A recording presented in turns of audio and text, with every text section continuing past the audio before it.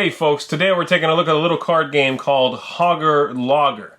Hogger Logger says on the back, guess whether the next number card is higher or lower, or in the world of lumberjacking pigs, yeah, Hogger or Logger. Chop down your opponent's chances with strategically played number cards. Okay, let me show you how this works, and then I'll tell you what I think of it.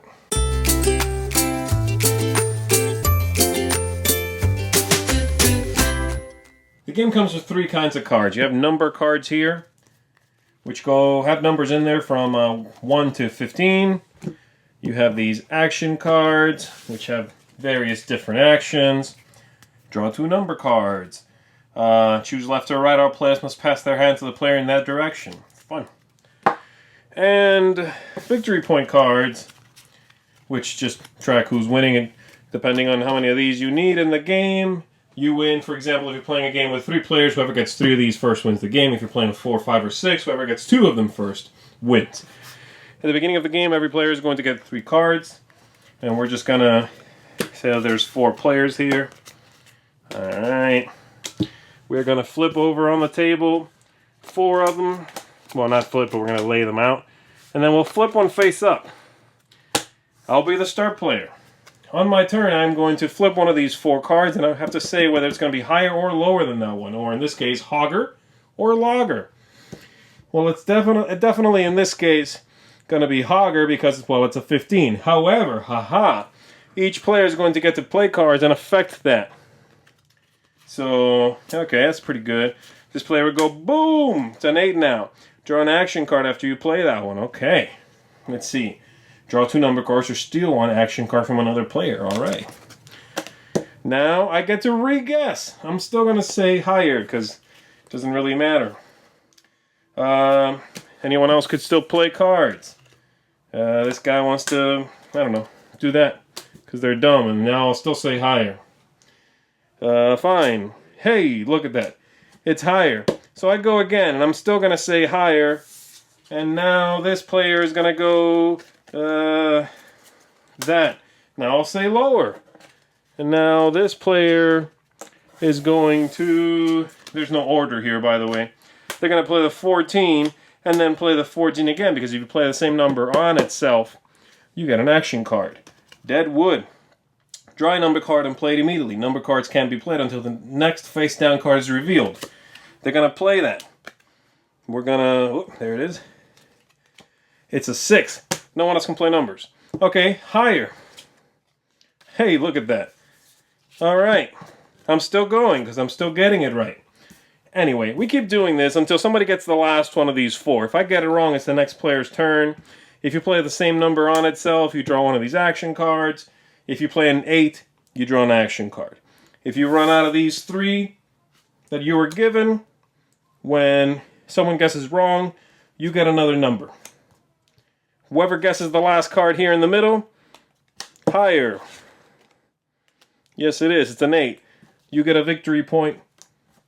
Whoever gets, as I said, 2 or 3, depending on the number of players, or 4, of these first is the winner of the game. Let me show you some of these action cards. See what we got. All-time low. The guesser can only guess Logger, which is lower and really confusing and annoying, until the next face-down card is revealed. So, you can play a 2 and make me guess lower. Haha. Draw 1 number card or steal 1 number card from any player. You saw that one already. Draw a number card and play it immediately. No one else can play on there. Same thing, all-time low. Draw 2 cards. Choose an opponent. Draw number cards until your hand is as big as theirs. Draw 2 number cards. Choose left or right. Pass everything. Same thing. There's not very many of these, and they're not very interesting, as you can see. That's it. That's basically the game. Figure out if the card's going to be higher or lower. When people play stuff on there, change your guess if you need to. Done. First, I'll get the good out of the way.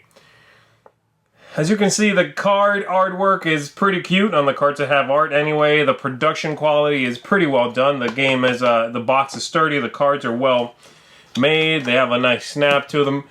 The game's construction is well done. That's where the positives end. This game is one of the worst games I have played in a very long time. There is no reason that I could see anybody needing to own this unless they have some strange fascination with lumberjacking pigs instead of this. There's no reason to pay money for that when you can buy a deck of cards. The game is that game we all discovered when we were 5 years old and first used a deck of cards and realized you could flip a card and then guess what the next card would be. And we had fun with that when we were 5 years old for about 4 minutes. And then we went back to shuffling, or we went back to playing speed or anything else. This game has obviously zero strategy. It's all luck. You look at a number and guess whether the next one's going to be higher or lower. You can get a card played on that, and then, you can change your mind. Higher. Oh, wait. Lower. There's nothing going on here. The game is devoid of fun. It's devoid of interest. There is zero happening here that should hold anyone's attention. I don't see the game working for kids. I don't see it working in a party environment. This game just doesn't work for anybody, in my opinion. So, like I said, unless you really want to check out some cards with pigs dressed up like lumberjacks, this is a hard pass for me. Hogger Logger, no thank you. Thanks so much for watching the Dice Tower videos. Find more great videos and reviews, as well as our top-rated audio podcast at Dicetower.com. You can also find other great shows at Dicetowernetwork.com. I'm Eric Summerer, and you've been watching The Dice Tower.